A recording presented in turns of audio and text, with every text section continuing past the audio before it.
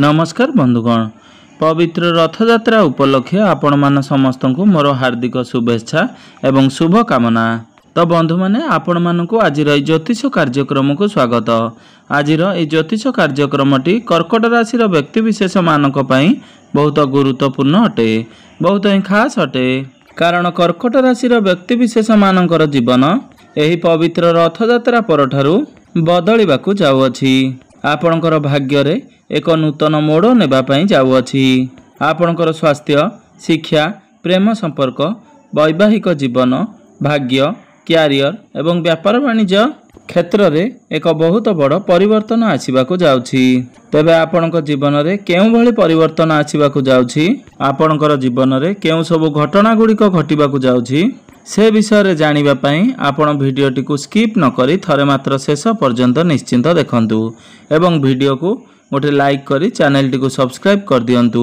तेबे आपण माने जदि ईश्वर को सच्चा हृदय रे भक्ति करुथांती, विश्वास करुथांती, तेबे भक्ति एवं श्रद्धार सहित कमेंट बॉक्स रे जय श्री जगन्नाथ अवश्य लिखि दियंतु। तो बंधु मैंने आसंतु आरंभ करिबा आज रही कार्यक्रम को, जहाँकि जन्म राशि एवं चंद्र राशि उपरे संपूर्ण आधारित अटे। तेबे राशि चक्र 12 गोटी राशि मध्यरु चतुर्थ राशि होची कर्कट राशि एवं कर्कट राशि राश्याधिपति होचंती चंद्रमा। चंद्रमा जे कि प्रति 2 दिन रे थरे निजर राशि परिवर्तन करिथांती। बुध आपणकर प्रथम भाव रे विराजमान अछंती।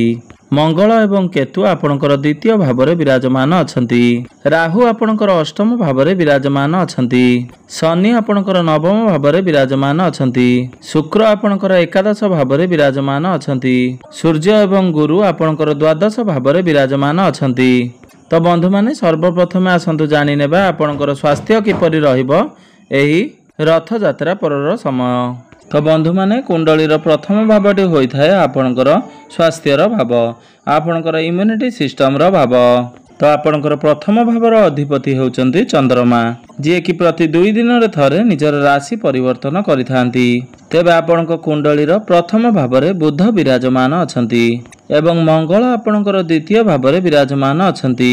गुरु आपणकर द्वादश भाव रे विराजमान अछंती एवं अष्टम भाव रे राहु विराजमान अछंती।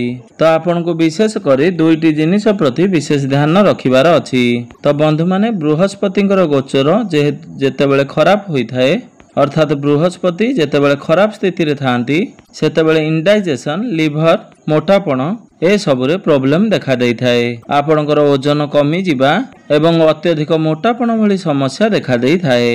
तो मोटामोटी भाव रे कहिबाकू गले आपन को आपनकर खाद्य पेय उपरे विशेष ध्यान देबार अछि।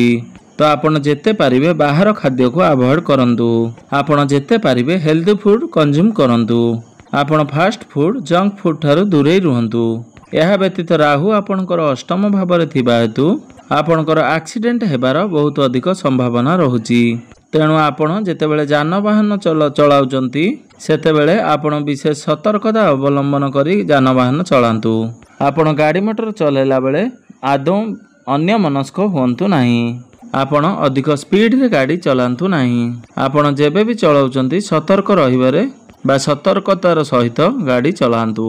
एबे आसंतु जानि नेबा आपणकर शिक्षा क्षेत्र किपरि रहिबो एही रथ यात्रा परर समय। विद्यार्थी मानक पई किपरि रहिबो एही रथ यात्रा परर समय। तो बंधु माने कुंडलीर पंचम भावटी होइथाय आपणकर शिक्षार भाव। तो आपणकर पंचम भावर अधिपति होचंती मंगल। तो मंगल आपणक कुंडलीर द्वितीय भाव रे विराजमान अछंती एवं चतुर्थ दृष्टि रे मंगल आपणकर पंचम भाव को देखुचंती। शुक्रंकर दृष्टि मध्ये आपणकर पंचम भाव उपरकू रहुची। तो निश्चिंत भाव रे आपणकर पाठ पढ़ा रे जो इच्छा रही आपणकर से इच्छा निश्चय भाव रे पूर्ण हेबो। तो आपण जदि एडमिशन करबा को चाहउचंती, फॉर्म फिलअप करबा को चाहउचंती, तो से सब आपण बिना द्विधारे करि परिबे। आपणक कुंडली रे समस्त ग्रह मानकर स्थिति बहुत भल थिबा हेतु आपणकर कार्य रे कोनोसी बाधा विघ्न आसीबो नाही। तो आपण पाठ पढ़ा रिलेटेड जहाँ भी किसी स्टेप नेबा को चाहउचंती तो आपण ताहा सुनिश्चिंत नहीं पारिबे। तो जदि एही रथ यात्रा परे आपणकर कोनोसी कॉम्पिटिटिव एग्जाम अछि तो आपणक पई 70 रु 80% भल रहिबो। तो निश्चिंत भाव रे आपणकर पाठ पढ़ा पई रथ यात्रा परर समय बहुत भल रहुची। किंतु मंगलक सहित जेहेतु केतु विराजमान अछंती तेणु आपन को टिके अनसैटिस्फैक्शन मिली पारे। किंतु ए सब चिंताधारा आपणक मनरू बाहर करिवार अछि। आपणकू निजर पाठपढ़ा उपरे फोकस करिवार अछि एवं पाठपढ़ा सहित साटिस्फाइड हेबार अछि। एबे आसंतु जानि नेबा आपणकर प्रेम जीवन किपरि रहिबो एही रथ यात्रा परे। तो बंधु माने कुंडलीर पंचम भावटी आपणकर शिक्षार भाव हेबा सहित पंचम भावटी होइथाय आपणकर प्रेम जीवनर भाव, आपणकर संतानर भाव। तो आपणकर पंचम भावर अधिपति होउचंती मंगल। तो मंगल आपणकर द्वितीय भावरे विराजमान अछंती।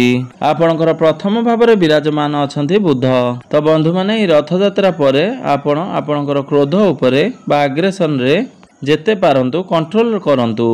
आपण जेते पारिबे निज भितरे धैर्य रखंतु एवं नेगेटिव थ्रस्टारु दूरे रुहंतु। यह व्यतीत आपणको आपणकर बाणी उपरे नियंत्रण रक्षा करिवार अछि। आपण जेपरि स्ट्रेट फॉरवर्ड होई काहाकू किछि न कहि दियंती तो सेथि प्रति आपण विशेष ध्यान रखंतु। आपण हठात एपरि किछि कहंतु नाही जहा द्वारा आपणकर प्रेम जीवन रे किछि समस्या सृष्टि हेबो बा आपणकर पार्टनर को ताहा खराब लागिबो। कारण आपणक बाणी द्वारा ही आपणक प्रेम जीवन रे समस्या आसी पारे। तो सेथि प्रति आपण विशेष ध्यान रखिबार अछि। काहेकि ना आपणक कुंडली रे अग्नि तत्वर ग्रह मंगल विराजमान अछंती। यह व्यतीत केतु मध्य मंगल को बहुत अधिक बल प्रदान करुछंती। केतु जेउ भी ग्रह सहित विराजमान थांती सेही ग्रह को अधिक बल प्रदान करिथांती, जहा फल आपणक बाणी उपरे नियंत्रण रहिबो नाही।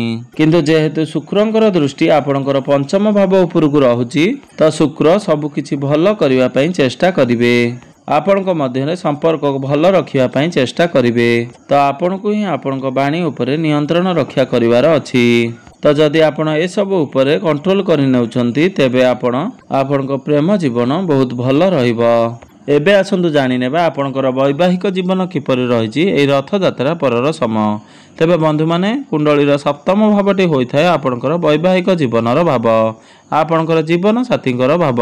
तो आपणकर सप्तम भावर अधिपति होउचंती शनि। तो शनि आपणकर नवम भाव तथा भाग्य भावरे विराजमान अछंती।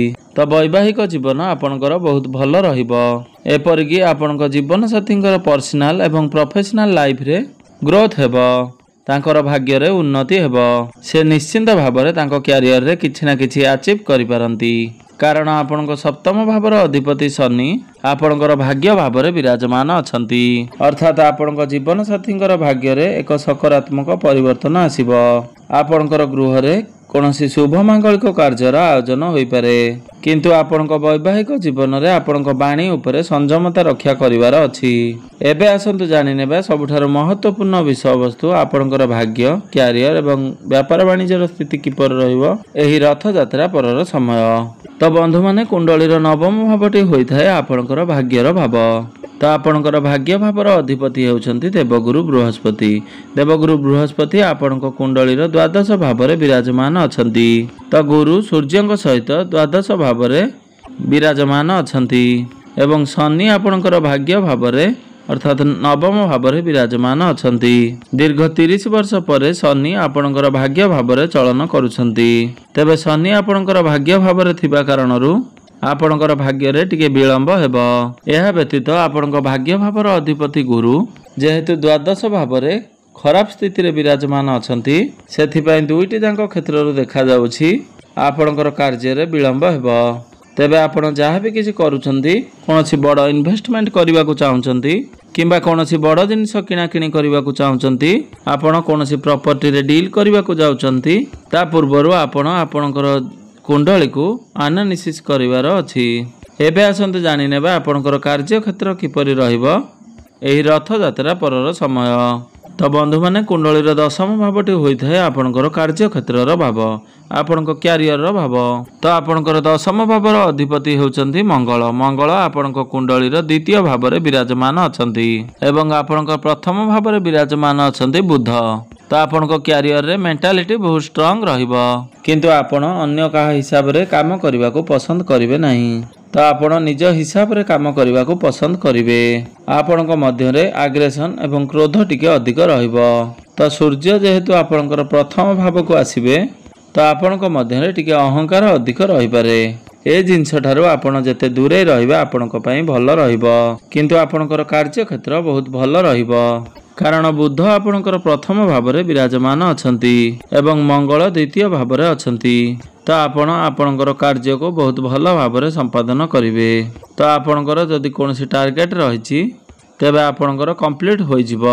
ତ ବିଶେଷ କରି ଆପଣଙ୍କ କାର୍ଯ୍ୟ ଟେକ୍ନିକାଲ ରିଲେଟେଡ୍ ଅଛି ବା ମ୍ୟାନେଜମେଣ୍ଟ ରିଲେଟେଡ୍ ଅଛି ବା ଆପଣ ହାର୍ଡୱେୟାର ସଫ୍ଟୱେୟାର କାର୍ଯ୍ୟ କରୁଛନ୍ତି ତ ଏସବୁ କ୍ଷେତ୍ରରେ ଆପଣଙ୍କୁ ବହୁତ ଅଧିକ ସଫଳତା ପ୍ରାପ୍ତି ହେବ।